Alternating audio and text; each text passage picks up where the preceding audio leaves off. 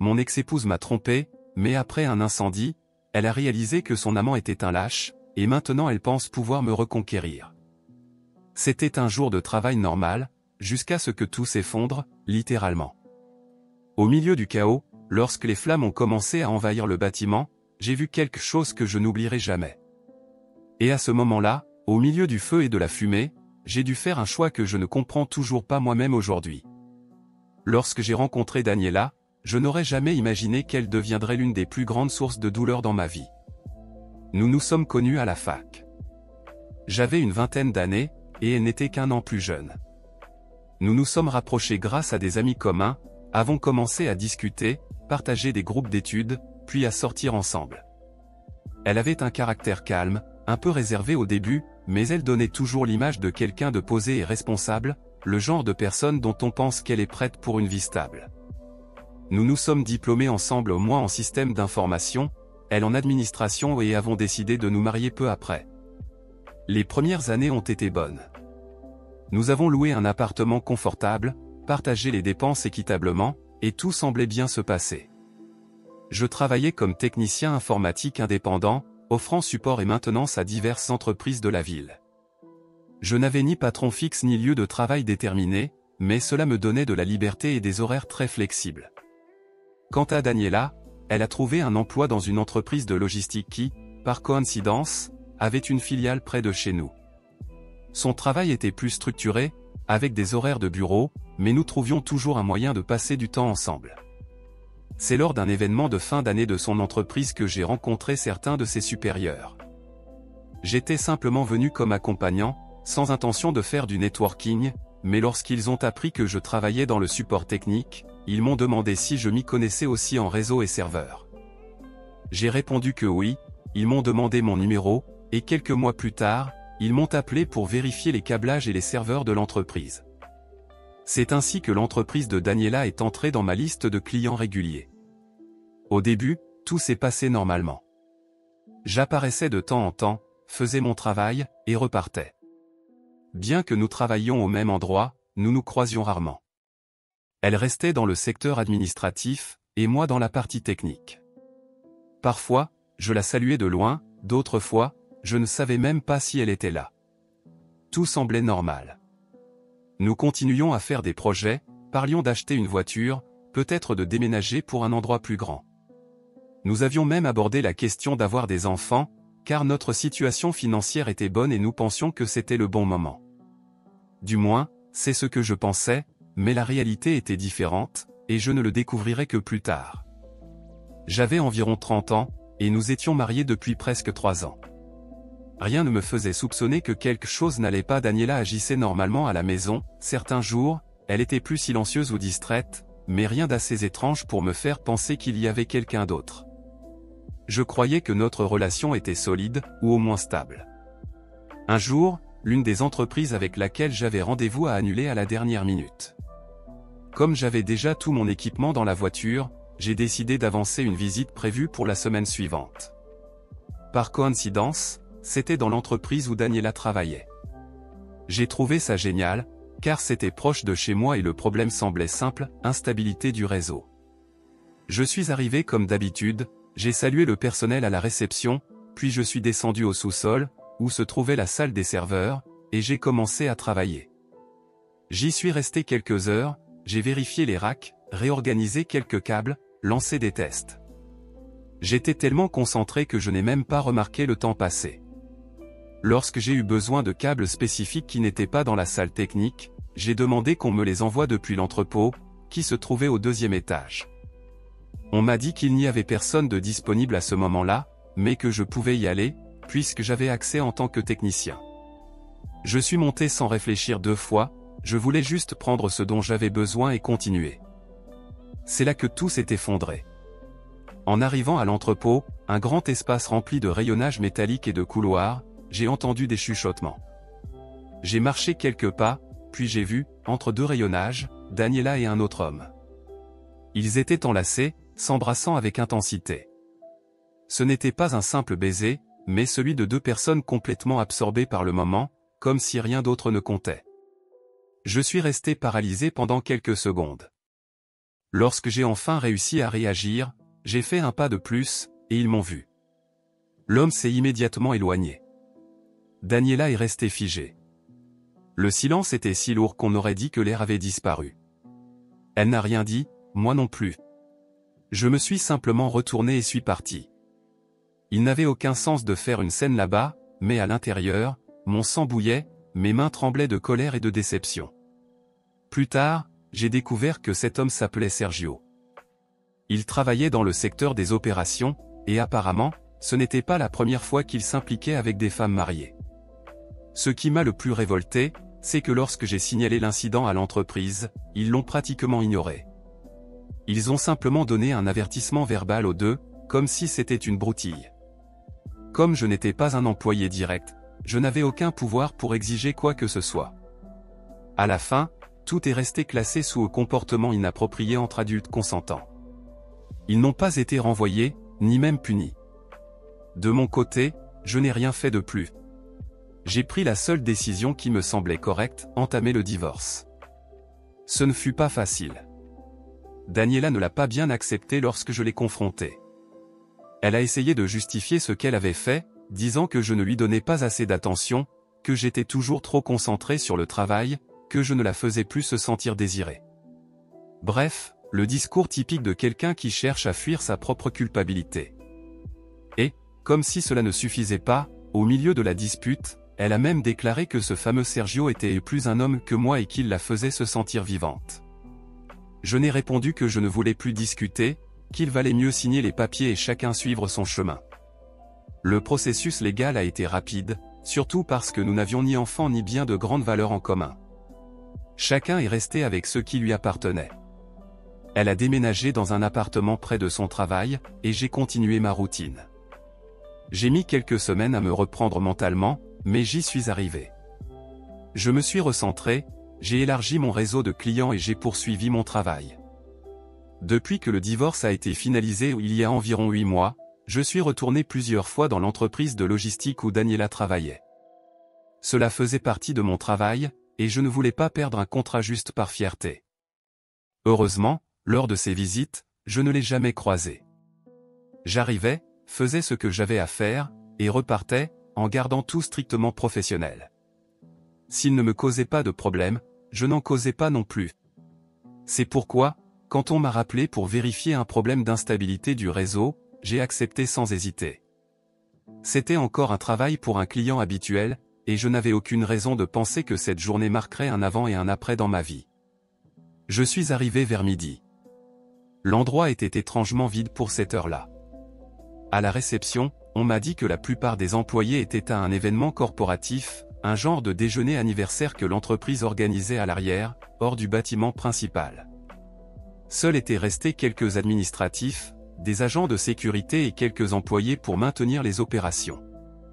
Évidemment, on ne m'avait pas invité, mais je ne m'y attendais pas non plus. Je suis allé directement à ce qui m'intéressait. Je suis descendu au sous-sol, où se trouvaient les serveurs et la salle technique, un espace isolé avec contrôle de température et sans fenêtre, comme c'est souvent le cas. Je me suis installé là pour travailler, j'ai mis mes écouteurs, connecté les équipements, et j'ai commencé à vérifier ce qui pourrait causer le problème réseau. J'ai perdu la notion du temps. Je ne sais pas combien de temps je suis resté en bas, mais probablement plus d'1 heure. J'ai tout revérifié calmement, testé les câbles, consulté les registres du routeur, ajusté quelques connexions. Je suis monté un moment jusqu'à la réception pour confirmer si leur système fonctionnait correctement. C'est alors que la réceptionniste m'a informé qu'elle partait et m'a remis le chèque pour le service qu'elle aurait dû me donner à la fin. Comme elle ne voulait pas rater la réunion, elle a préféré se dépêcher. J'ai dit que ça allait. Puisque j'avais presque terminé, j'en ai profité pour monter au 2e étage et laisser le chèque avec mon ordinateur portable dans mon casier. Ensuite, je suis retourné au sous-sol avec l'intention de rassembler mes affaires et de tout nettoyer avant de partir. Mais à peine avais-je commencé à organiser mon matériel qu'une alarme s'est mise à sonner. C'était l'alarme incendie, ce son intermittent, métallique et irritant que personne ne veut jamais entendre. C'était réel. Le bruit ne s'arrêtait pas, et j'ai vite compris que ce n'était ni un test ni une erreur. C'était une véritable alerte. J'ai attrapé mes affaires, tout fermé rapidement, et je suis monté à la réception. Les quelques personnes encore présentes dans l'entreprise étaient là, se regardant les unes les autres, confuses, ne sachant pas si elles devaient sortir ou attendre des instructions. C'est alors que quelqu'un est descendu en courant du 2e étage, criant désespérément « Feu dans l'entrepôt !» Et là, nous avons vu de la fumée sortir par le couloir. Les gens à la réception se sont immédiatement dirigés vers la sortie du bâtiment, mais à ce moment-là, je me suis arrêté. Mon ordinateur portable, mon chèque? J'ai hésité une seconde, puis je me suis retourné et j'ai couru de nouveau vers les escaliers. Lorsque je suis arrivé au 2e étage, l'ambiance avait complètement changé. L'air était lourd, dense, rempli d'une fumée sombre qui piquait les yeux et la gorge. Malgré tout, je pensais avoir le temps de récupérer mes affaires et de sortir sans problème. La zone des employés n'était qu'à quelques mètres. Alors, j'ai couru jusqu'au casier, j'ai ouvert le mien, j'ai soigneusement placé l'ordinateur dans mon sac et j'ai rangé le chèque. J'ai ajusté la sangle sur mon dos. Ça ne m'a pas pris plus de 2 minutes, mais lorsque j'ai ouvert la porte pour sortir, tout avait changé. Le couloir était envahi par une épaisse fumée noire et chaude. Je ne pouvais déjà plus voir correctement, la lumière de secours clignotait faiblement, et pour la première fois, j'ai senti la chaleur comme une vague suffocante frapper mon visage. L'air était dense, et chaque respiration semblait brûler à l'intérieur. L'entrepôt se trouvait juste en face du couloir, près de la zone d'entrée. C'est alors que j'ai entendu des pas venant de la fumée. Un homme est sorti en courant et m'a percuté violemment, sans même s'arrêter, continuant directement vers les escaliers. Je me suis précipité pour le suivre, mais juste avant d'atteindre les escaliers, je me suis arrêté net. Un cri ou une voix désespérée appelant à l'aide. Au début, je n'ai pas su d'où il venait, mais je l'ai entendu à nouveau, plus clairement cette fois. C'était une femme, et cela venait de l'entrepôt. Je suis resté paralysé pendant quelques secondes. La fumée m'empêchait presque de respirer. Tout mon instinct me hurlait de courir vers la sortie, mais là-bas, cette voix demandait de l'aide. En maudissant intérieurement, j'ai fait demi-tour et je me suis précipité vers l'entrepôt. Les portes étaient ouvertes, et ce que j'ai vu en les traversant était un véritable enfer. Les étagères étaient en flammes, les papiers et les cartons étaient consumés par le feu. De petites explosions résonnaient partout, aérosols, ampoules, quelque chose explosait sans cesse. La chaleur était insupportable, et la fumée enveloppait tout. L'endroit ressemblait à un labyrinthe en feu. J'ai crié de toutes mes forces, « Où êtes-vous » Et une réponse est venue quelques secondes plus tard. J'ai suivi la voie, trébuchant sur les débris, évitant les obstacles, tombant, essayant de rester aussi bas que possible pour fuir la fumée. Je marchais accroupi, couvrant ma bouche avec mon t-shirt. La visibilité était presque nulle. Et puis je l'ai vu au fond de l'entrepôt, tomber entre des cartons brûlés, c'était Daniela, mon ex-femme. Son visage était sale, ses larmes mélangées à la suie, et ses yeux complètement écarquillés de peur. Elle s'est jetée sur moi dès qu'elle m'a vu, en pleurant. Elle a dit qu'elle avait essayé de sortir, mais qu'elle avait trébuché et s'était foulé la cheville, elle boitait et était terrifiée. J'étais déjà là, je ne pouvais pas prétendre ne pas l'avoir vue. Je l'ai prise par le bras et j'ai essayé de la guider vers la sortie aussi vite que possible. Mais elle ne bougeait pas. Elle pleurait, disant qu'elle ne pouvait pas courir, que ça faisait mal. Je lui ai dit d'arrêter les bêtises, qu'elle n'allait pas mourir là, et encore moins par sa faute. J'ai tiré avec force, sans douceur, essayant d'avancer à travers la fumée et les décombres. Mais Daniela était un poids mort. Elle criait, s'étouffait avec la fumée, trébuchait sur tout, et ne m'aidait absolument pas. Avec beaucoup d'efforts, nous avons réussi à atteindre le couloir, qui commençait déjà à prendre feu sur les côtés. La chaleur montait comme un mur invisible qui pénétrait dans les poumons. J'ai passé l'un de ses bras autour de mon épaule, la portant à moitié. Nous avancions tant bien que mal, mais elle faisait à peine d'efforts. Je ne sais pas si elle était vraiment blessée ou si elle avait déjà abandonné, mais la sensation de traîner un corps inutile me rendait furieux. L'escalier principal n'était plus une option et les flammes l'avaient atteint. Alors, j'ai tourné vers l'escalier de secours au fond du couloir. Il était rempli de fumée, mais au moins il n'était pas en feu. Nous sommes descendus comme nous pouvions au El titubant, moi serrant les dents à chaque marche. À un moment, elle s'est effondrée au sol, pleurant, disant qu'elle ne pouvait plus continuer. Je me suis arrêté, ma respiration entrecoupée. Ce n'était pas la première fois que je pensais la laisser là.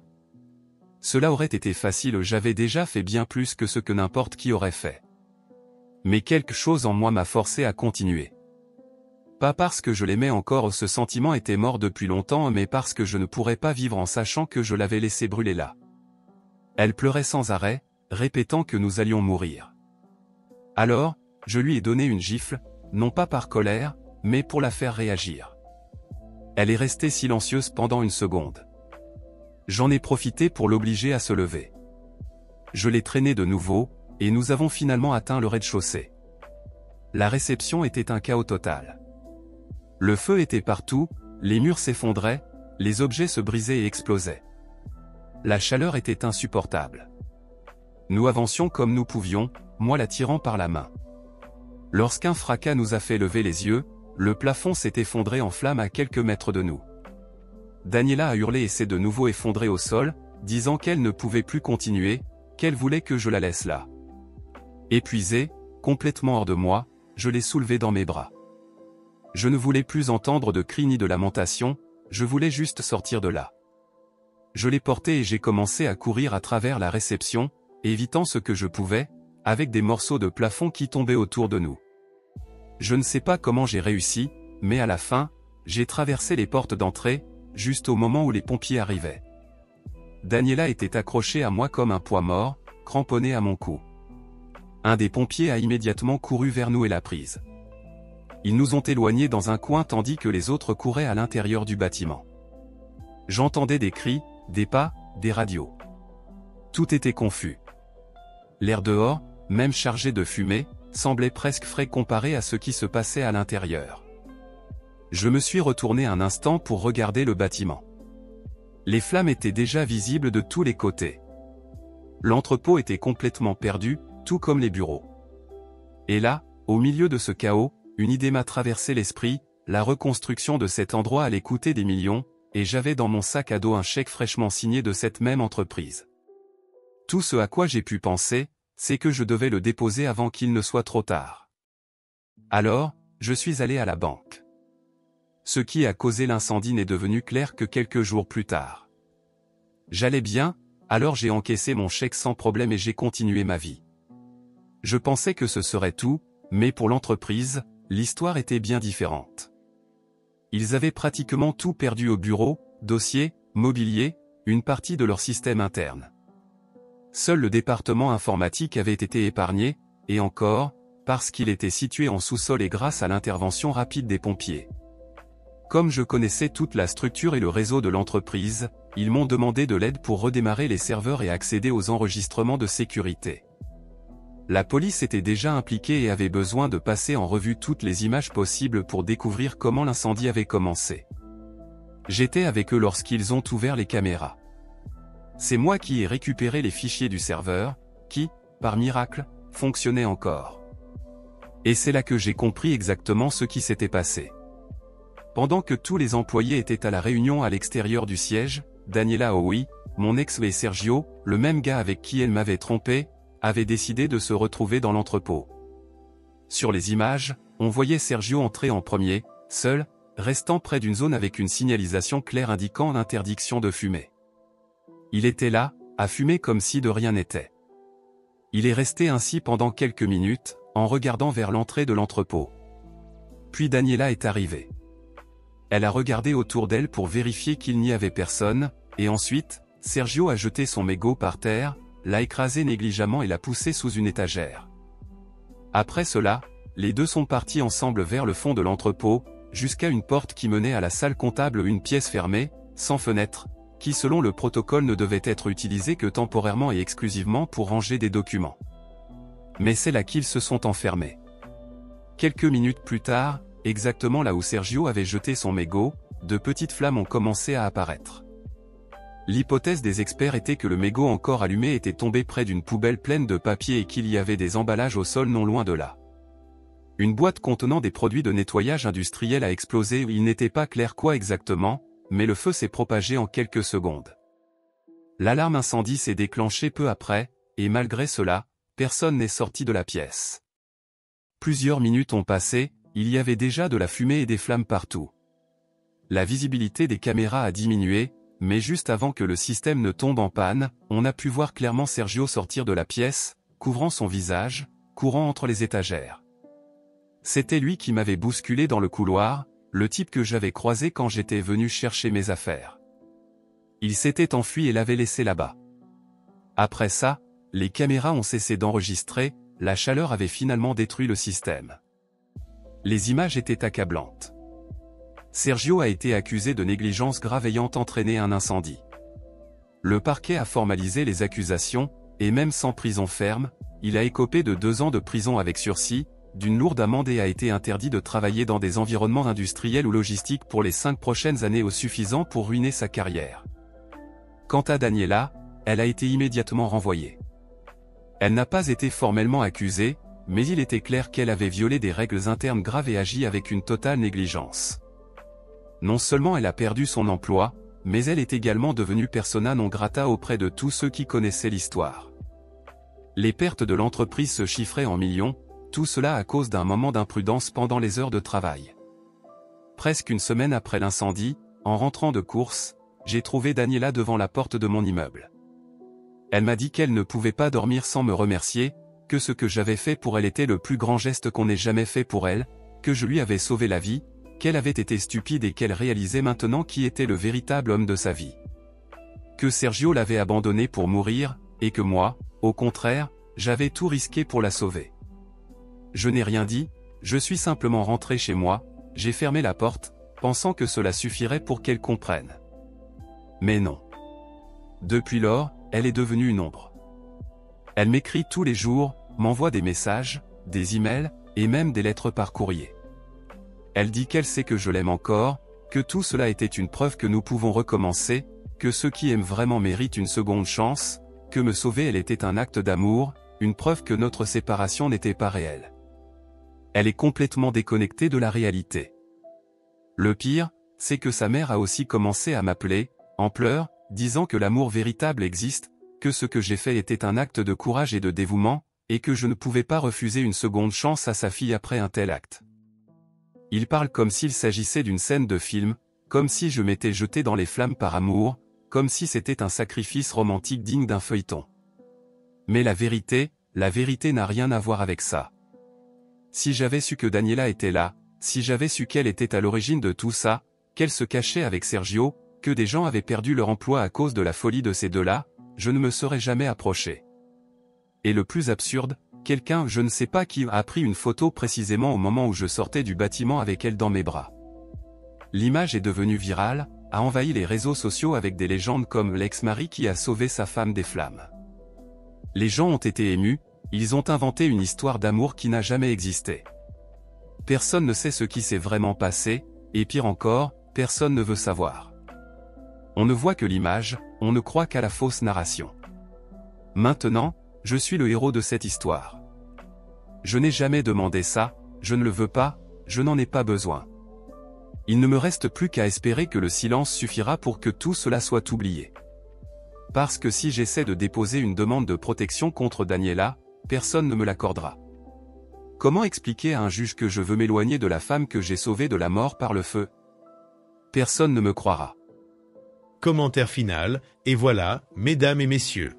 Au final, l'auteur, OP, a sauvé une femme qui n'aurait jamais fait la même chose pour lui. Le monde entier a applaudi, l'a appelé héros, a créé une histoire d'amour qui n'a jamais existé, et il s'est retrouvé piégé dans un mensonge qu'il n'a même pas contribué à écrire. C'est drôle comment parfois le karma résout les choses, mais crée aussi de nouveaux pièges. Et le plus ironique de tout, c'est que personne ne veut entendre la vérité quand le mensonge est plus beau. Allez comprendre. Si vous avez aimé cette histoire, vous savez quoi faire. Mettez un like, partagez-la avec ceux qui adoreront ce récit, et abonnez-vous à la chaîne pour ne pas manquer les prochains épisodes. Ah, et il y a 2 autres histoires pleines de rebondissements qui vous attendent ici, sur l'écran. À la prochaine. Ah.